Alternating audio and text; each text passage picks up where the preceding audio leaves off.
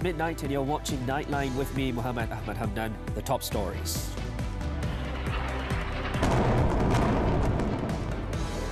Zionist cruelty against Palestine. International community is biased, says PM.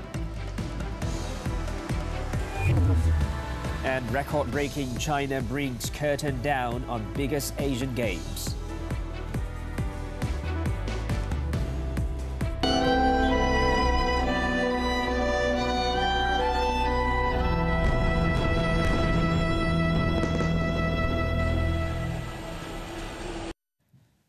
Good morning. Dato' Sri Anwar Ibrahim has called out the international community over their biased action against the oppression of Palestinians amidst escalation of clashes in and around the Gaza Strip. The Prime Minister said as a result of the injustice towards the Palestinian people, hundreds of innocent lives were lost. Anwar, in a posting on X, expressed his disappointment as the international community continues to take a one-sided action regarding all forms of cruelty and oppression to the Palestinian people. He stressed that the confiscation of Palestinian land and property is done relentlessly by the Zionists, resulting in the loss of lives of innocent people. The Prime Minister also reiterated Malaysia's commitment and solidarity with the struggle of the Palestinian people. Malaysia has joined several countries in calling for a de-escalation of the war after the Zionist regime launched airstrikes and other military operations targeting Gaza that Palestinian authorities say killed more than 230 people. This was after Hamas military wing Al-Qassam brigades carried out a complex attack targeting Israeli settlements near Gaza, where its army faced more than 5,000 rockets, catching the Israeli occupation army off guard. They were then joined by fighters from the Palestinian Islamic Jihad and other Palestinian factions from Gaza, who infiltrated the border areas and clashed with the Israeli occupation army. Earlier, through the Foreign Ministry, Malaysia has expressed deep concern over the escalating clashes in and around the Gaza Strip, emphasizing the need for an immediate halt to the loss of lives, suffering and destruction. It also called on all parties involved to exercise utmost restraint and work towards de-escalation. The ministry, in a statement on Sunday, urged for the root cause of the current violence in the Gaza Strip to be acknowledged. It stressed that the inconsistency to act on the Israeli regime calls into question the uniform enforcement of international principles and highlights the need for a more consistent stance in addressing an apartheid administration. It added that there should be no disproportionate treatment and flagrant hypocrisy in dealing with any regime that practices apartheid and blatantly violates human rights and international law. Reiterating the legal rights of Palestinians, Malaysia asserts that they have the right to live in peace within their internationally recognized borders based on the pre-1967 boundaries, with East Jerusalem as their capital, as well as Palestinians' inalienable right to return to their homes and property from which they have been displaced. Malaysia is also urging the United Nations Security Council to urgently convene an emergency session to demand all parties stop the violence as well as respect and protect the lives of innocent civilians, stressing that the Council must fulfill its charter-mandated responsibility for the maintenance of international peace and security. Now, as the fighting between Israel and Palestine enters day 2, the 2.3 million Palestinians who live in the besieged Gaza Strip spend the night in terror and darkness as the Zionist regime intensified air attacks and cut off power to the coastal enclave. The Palestinian Health Ministry in Gaza has updated the death toll to 380, while some 2,200 others have been wounded as a result of the ongoing Israeli attack. In the latest escalation, gun battle continued through the night in Gaza, with the darkened sky remained frequently illuminated by the relentless streaks of rockets, forcing civilians in the strip to live in severe, drastic conditions. Early on Saturday, Hamas launched Operation Al-Aqsa Flood and said that the surprise attack was in response to the storming of the Al-Aqsa Mosque and increased settler violence. In response, the Zionist regime initiated Operation Swords of Iron against Hamas in the Gaza Strip and officially declared a state of war, allowing the government to carry out significant military activities against the Palestinians. The full scale of the Israeli response remains unclear, but a military spokesman hinted that the Zionist regime may try to take full control of Gaza for the first time since 2005. In the meantime, the violence in Gaza Strip, the heaviest since 2014, showed no signs of slowing, with Gaza residents forced to relive the trauma of Israel's violence that has no end in sight. Fears of a huge ground invasion of Gaza are also growing after Israeli Prime Minister Benjamin Netanyahu promised to turn the besieged Palestinian enclave into a deserted island. هاي مش أول حرب، هاي كم حرب. أنا لازم يقف الحرب. أنا بديش أضلنا الشباب عشان معاك، وبديش إخواتي يشيلوني، إخواتي عشان ندقي إخواتي تعبهم يشيلوني يحملوني حملان. أنا امبارح الحرب لما إخواتي متت امبارح، لما الحرب متت امبارح، يعني لما إخواتي طلعوني أخوي هذا وأخوي الكبير كان متت. أنا فكرت إن الوقت مش أول حرب، هاي خامس حرب واحنا نجي المدارس. خايف وخايفين لانه الحين اليهود مرات يمكن يمحونها بكرة ابينا يمكن. خايفين احنا طلعنا خايفين. والله ماني قادر امشي، والله ولا اطلع، لكن خايفين والله. وربنا يحميهم ويحمينا يا رب. صحينا على رعب وعلى خوف وحالة هلع بالشارع الفلسطيني بشكل عام، والناس كلها خايفة والناس كلها متوترة وعصفش أعصاب ومش عارفين لوين المرحلة اللي جاية حتصير علينا، وهل إحنا حنمسي الليلة. إحنا من دار وقاية، بس وقاية من صواريخ اليهود، وإن شاء الله ربنا بنصرنا عليهم. عذبونا كثير وإن شاء الله الدار عليهم، إن شاء الله دائرة السوء عليهم إن شاء الله بإذن الله اليوم.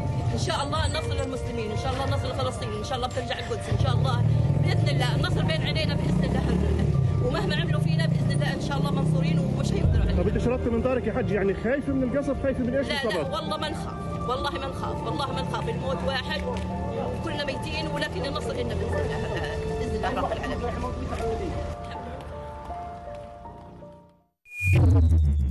Meanwhile, leaders across the world responded to the unprecedented offensive and called for an end to the violence.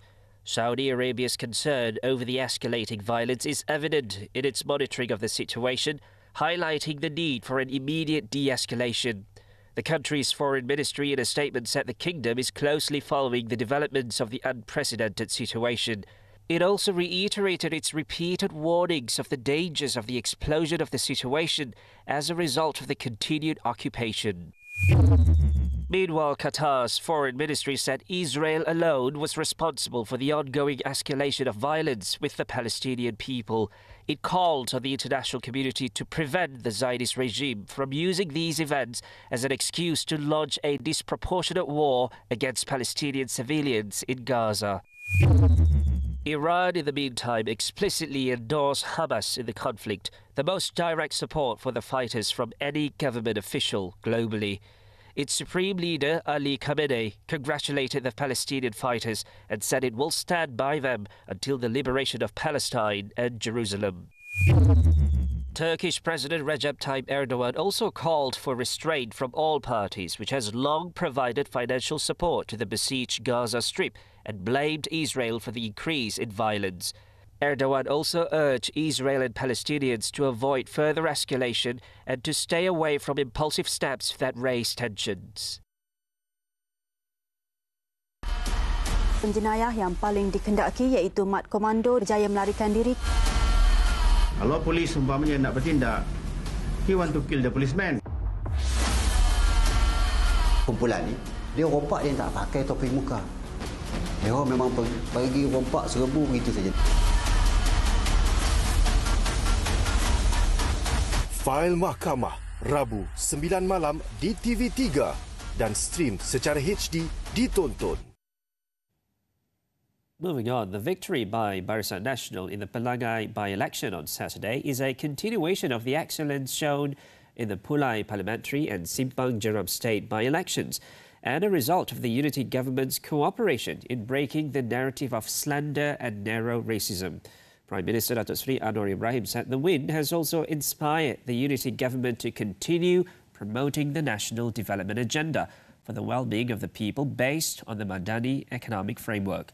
Taking the Facebook to congratulate Barisan Nasional candidate Dr. Amiza Abu Adam, Anwar also thanked the voters who continued to put their trust in the unity government. He also expressed his appreciation to the election machinery, describing them as being the backbone of the success.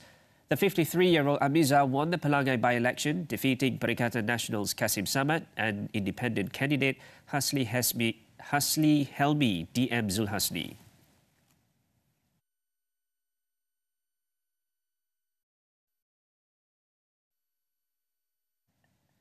Now, fresh from his victory in the Palanga State by-election on Saturday, Amiza wasted no time getting straight to business on Sunday morning. When met by reporters after meeting his constituents at Felda Cemomoy, he said he would use the people's advice, grievances and plight as a guide in carrying out his duties as a new Pelangai Assemblyman. Iaitu kita memandang berat infrastruktur dan juga talian internet. Ini antara salah satu yang kita telah rangkakan sebelum ini, dan Allahyarham telah pun menyatakan pelbagai dalam dia punya perancangan ini beliau telah meletakkan beberapa untuk menggerakkan di pembangunan yang seimbang di setiap kampung di Dun Pelangai ini. Amiza said among his priorities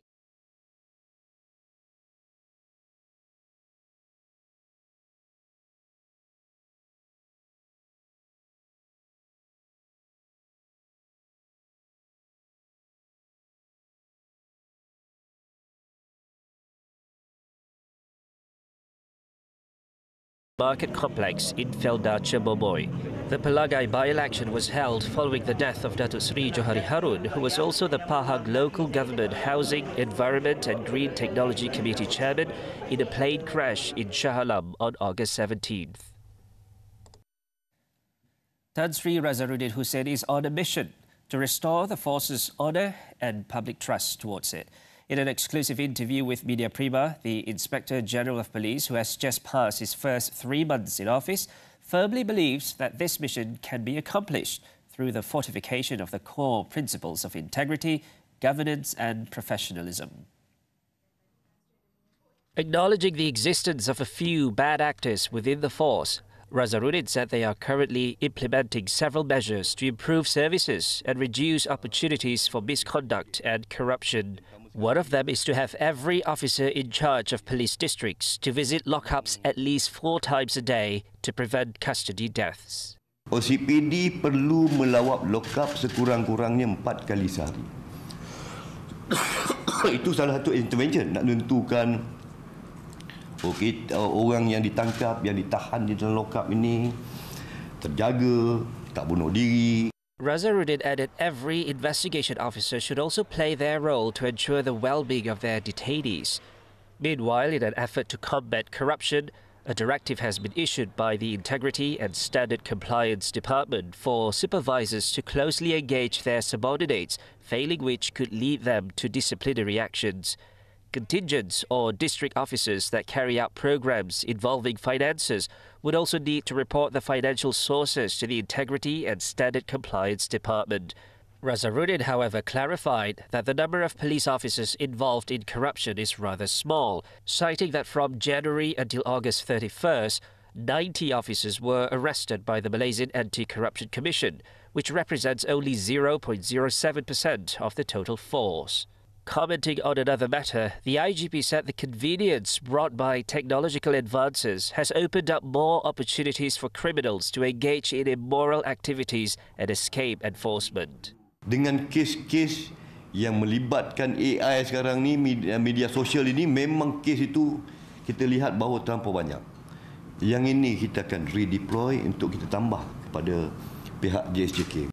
He said officers would undergo diverse training, including international programs, to enhance their skills alongside in-service training. He also emphasized the need for police officers to be responsible and have compassion. Razarudin underscored the crucial role of internal harmony, particularly in fostering responsibility and a proactive approach among officers in fulfilling their duties, which he reckoned should start from the top management. The proposal for a 300 ringgit increment in wages for civil servants in the 2024 budget is reasonable, given that the last time their salaries were raised was about 10 years ago. According to the Congress of Unions of Employees in the Public and Civil Services, QPACs, this also took into account the rising cost of living and the implementation of the new public service remuneration system, which will only take place in 2025. Its president, Dato' Ahmad, said that since the last time the pay was raised was about 10 years ago, the situation seems unfair towards civil servants who have not had a single increment proposed by the government during the period. QPACs is also requesting a bonus of 1.5 months' salary, which is appropriate given that there are about 1.6 million civil servants, making it difficult for the government to provide a bonus of up to 6 months. QPACs had previously proposed that the government raise the salaries of civil servants by up to 300 ringgit in the 2024 budget, which is expected to be tabled this Friday. Hamdan also expressed confidence that Prime Minister Datuk Seri Anwar Ibrahim would do his best to fulfill the wishes of civil servants who have given their best service over the years. Al-Sultan Abdullah Riayatuddin Al-Mustafa bin Shah on Sunday visited a family affected by the recent storm in Kampung Rantau Panjang in Rompin, Pahang. The young di-Pertuan Agong, who was accompanied by Tengku Panglima Raja Colonel Tengku Amir Nasir Ibrahim Shah, arrived at the house of Muhammad Zaki Embong, 70, at 12:15 p.m.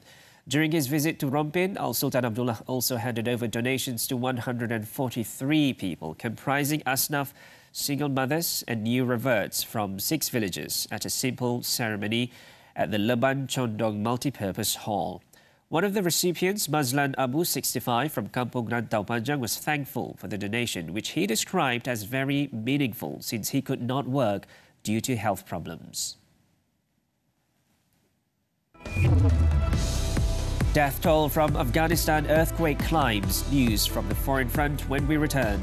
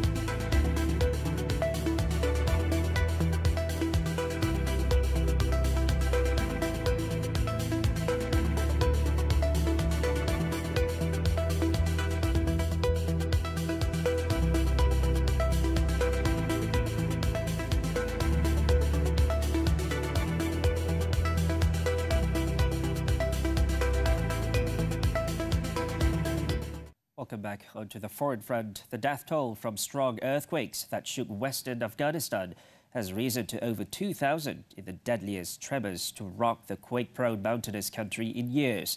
The 6.3 magnitude earthquake struck on Saturday 40 kilometers west of Herat city in the western Herat province, the third largest in Afghanistan. Taliban spokesman Zabihullah Mujahid put the number killed at 2,053 people, with more than 1,240 people hurt and 1,320 houses completely or partially destroyed. There are fears the toll could rise further. Rescue teams have arrived in the Herat province and food, water, medicines and clothes have also been sent to the site. Afghanistan have suffered significant damage from a series of recent earthquakes amid an ongoing dire economic and hunger crises. killing and displacing tens of thousands combined. Hong Kong issued its third highest storm warning signal, prompting the closure of some transport services and schools on Sunday as Typhoon Coinu skirted the financial hub, bringing rains and powerful gusts. The Weather Observatory warned of strong winds and intense rain bands as Coinu moved towards the Pearl River estuary and entered within 100 kilometres south of the city. It also warned the public to avoid low-lying areas in case of a storm surge. In the meantime, schools, daycare centres and some public transport services had announced the suspension of operations for the day, while at least 70 flights had been cancelled. Coinu comes just a month after the financial hub was lashed by Typhoon Saula.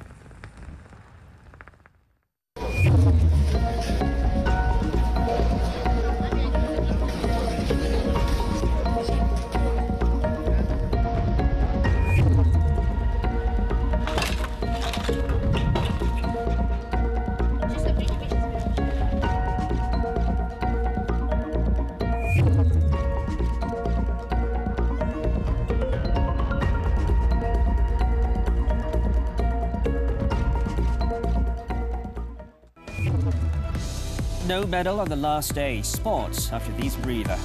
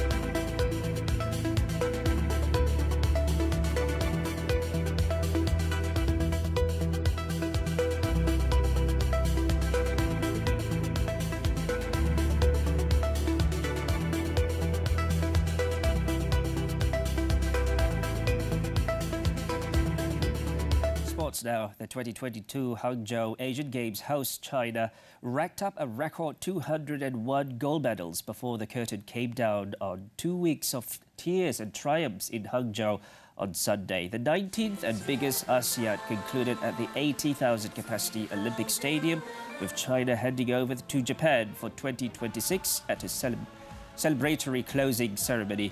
The Games are normally every 4 years, but Nagoya Aichi has a shorter run-up because Hangzhou was postponed by a year due to China's now abandoned zero-COVID measures. Chinese swimmers Zheng Yufei and Jin Haiyang were named the Games MVPs, and it was in the pool where the hosts were especially impressive. They won 28 swimming goals, Zheng and Jin accounting for 11 of them, to send a warning of what they can do at Paris Olympics.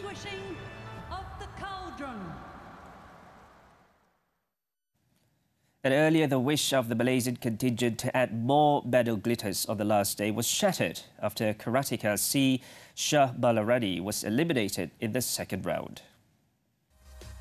25-year-old Shah Balarani, who is the last Malaysian athlete to compete in the Hangzhou Asian Games, had to accept defeat at the hands of the 2018 World Championship bronze medalist from Iran, Sarah Bahbanyar. In the round of 16, Shah Balarani lost 3-7 and missed out on the quarter-final stage in her first appearance at the Asian Games. The karate camp ended the Hangzhou Asian Games campaign with a gold and 2 silver medals. Overall, the Malaysian contingent finished the Asian Games this time by winning 6 gold, 8 silver and 18 bronze, or a total of 32 medals compared to the target of 27 medals.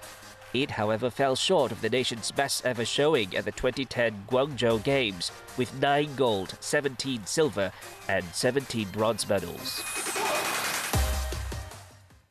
And on to football, the 2023 Super League. Only one match took place on Sunday night. PDRM FC had to be satisfied with a share of points after they were held to a 1-1 draw by Kuching City FC. Nigerian Uche Agba opened the scoreline for the Cops in the 45th minute. Kuching City, however, bounced back to level the score 13 minutes later through Abu Kamara. The 1-1 scoreline remained till the final whistle, forcing both sides to be satisfied with a point each. PDRM are currently in the 8th place with 28 points, while Kuching stand in 13th spot with 8 points.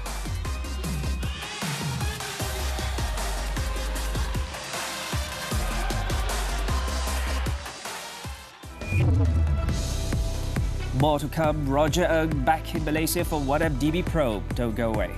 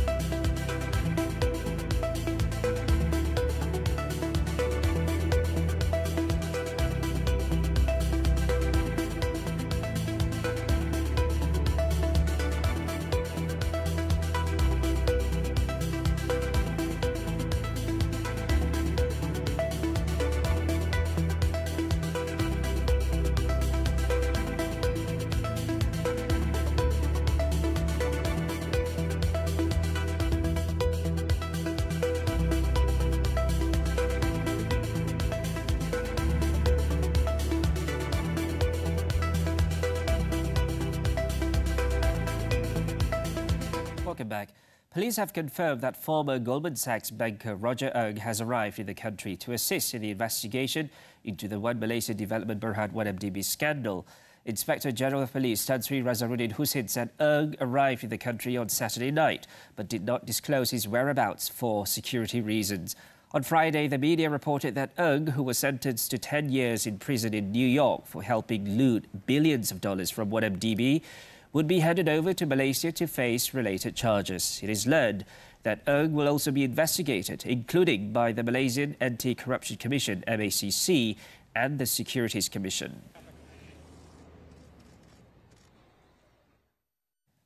Lastly, the Johor Immigration Department has smashed a syndicate issuing fake temporary employment visit passes, PLKS, and registration service for the recalibration program RTK 2.0 to immigrants with the arrest of 6 male foreigners. State Director Baharudin Tahir said the department raided a premise in Iskandar Puteri at about 4:50 p.m. on Thursday based on information and intelligence. During the operation, the department arrested 5 Bangladeshis and 1 Nepalese. Further checks found that one of the Bangladeshi suspects hold a permanent resident status. It is believed that the suspects had been running the operation for a year by forging travel documents, flight tickets, e-visa, PLKS, as well as RTK 2.0 registration services while raking in thousands of ringgit in profit. Baharudin added that besides the arrest, the department also seized 4 Indian passports, a computer, a printer, 6 mobile phones, a set of travel documents and permit believed to be fake, along with 320 ringgit in cash. The case will be investigated under the Immigration Act 1959-63.